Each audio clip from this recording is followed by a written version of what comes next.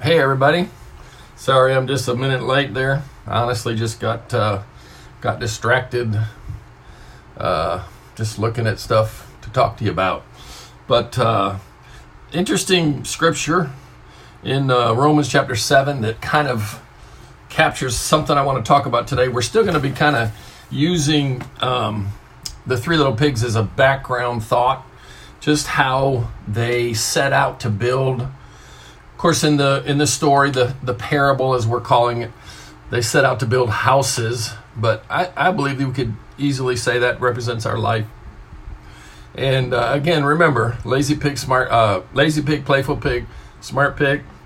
Only one of the three ended well, and we just want to figure out how to be that last one, how to be the pig that I don't want to be a pig, by the way, but how to be the pig that ends well, but also in ending well is able to help others. And because remember, the brothers ran to the third little pig's house for safety and protection, and I think we could extrapolate and say maybe even learning how to build the next house better. So I just love the story. I love all that's buried in it. So here's an interesting verse. I want to talk to you about one of my favorite tools today. One of the tools that I use in breaking my own cycles when I'm caught. Excuse me one second. Excuse me. Breaking my own cycles when I get caught in a cycle that I'm like, man, why do I keep doing that? And I'm sure we all have them, but I want to talk to you about one of my favorite tools that I use when I'm in a cycle that I can't figure out how to break. But listen to the scripture in Romans chapter 7. It says this: I don't understand what I'm doing. For what I want to do, what I've set out to do, what I've set my heart on doing, I don't do it. And what I hate, what I don't want to do, it is like taking me away from what I want, I do. This is in the Bible, man. I love that the Bible's so honest. For I have the desire to do what is good. I have the want to do what is good, but I can't carry it out. I just think it's cool that it lays this out. For I don't do the good that I want to do, but the evil, and by evil in our context, what we mean is that thought, belief, or behavior that carries me away from what I want. That is what I keep on doing. You ever done something that didn't work, didn't get you the result you wanted, and yet you did it again? It could be anything. Probably the biggest one that I focus on at times is just food. You know, like, man, I want to lose 10 pounds. I want to lose 15 pounds, whatever. And I'll just like, man, we can do this. And then I'll go a stretch, and then that pizza looks really good or whatever. And so the thing that I want, I don't do. And the thing that I, in a sense, hate, I do. So have you ever done something that didn't work? Could be in a relationship, you know, where you get angry, you get judgmental, you won't forgive or whatever. Have you ever done something that didn't work, then you did it again? All right, this tool I want to talk to you about. I believe everything we do serves a purpose, makes sense to us, or we wouldn't do it again. Now, I've been counseling for almost 40 years. Gosh, that's weird to say that. But what helps me not freak out with people is realizing that no matter how illogical or unhealthy or whatever their behavior or cycle they're caught in might be, what I remind myself and what I function from is this simple thought. At some level, somewhere in their soul, in their brain, in their mind, in their thoughts, what they're doing makes sense to them, or they wouldn't keep doing it.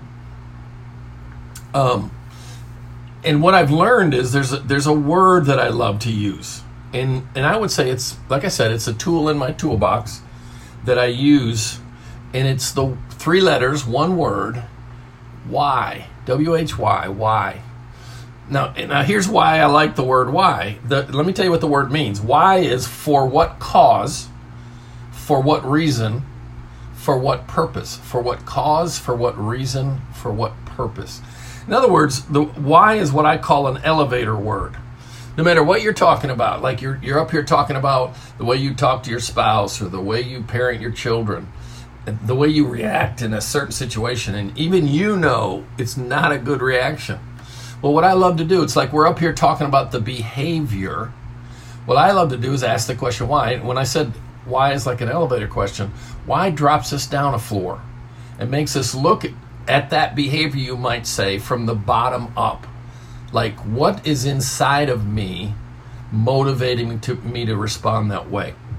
So I love to take a cycle.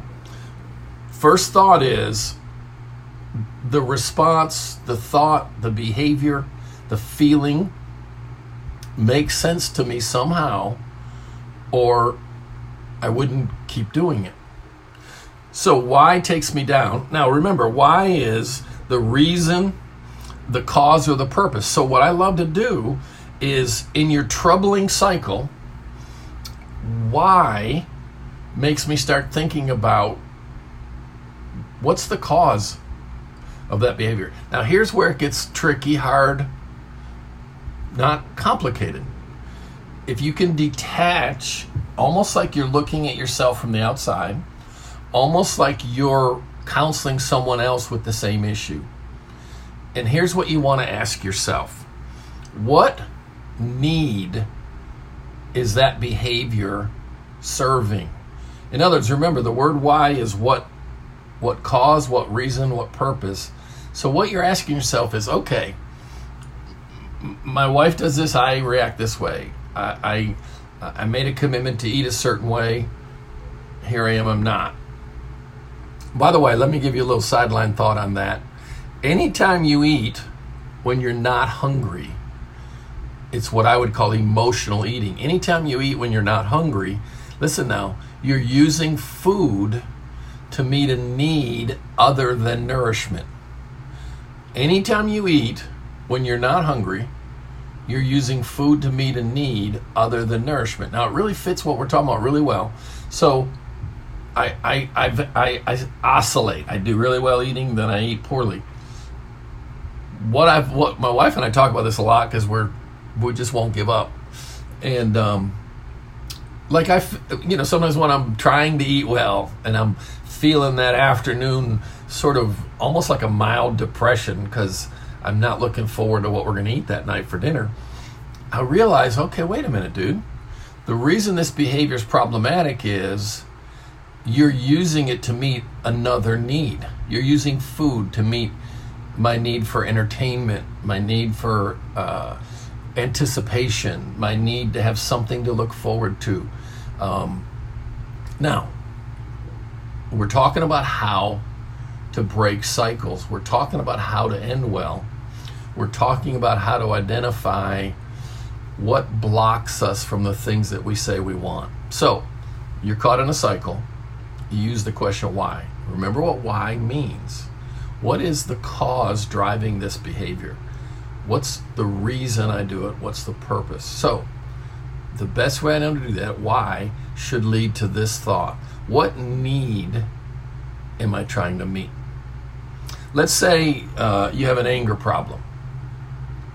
Anger is always secondary, meaning you felt something else first. So let's say when you withdraw affection, it hits my abandonment fear.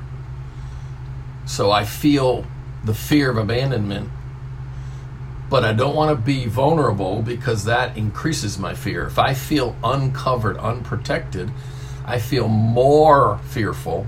So instead of you withdraw it a little bit or you feel cold to me, it hits my fear of rejection, my fear of abandonment. But instead of expressing to you how that makes me feel, what I do is I put anger out because, again, acknowledging the fear, vulnerability, makes me feel more vulnerable, which makes me feel more fearful. So what I do is I put anger out there. And then later I'm like, why did I react like that? Why did I yell like that? Why did I say things that now I regret? Well, why? What purpose was it serving? Not that complicated. It was it was a way to protect myself. Yeah, but it pushed away the very thing that I want. Yeah, but your soul doesn't work that cleanly. What it did was, you have this deep-rooted fear of abandonment, probably from earlier in life, and when it's pinged, you might say,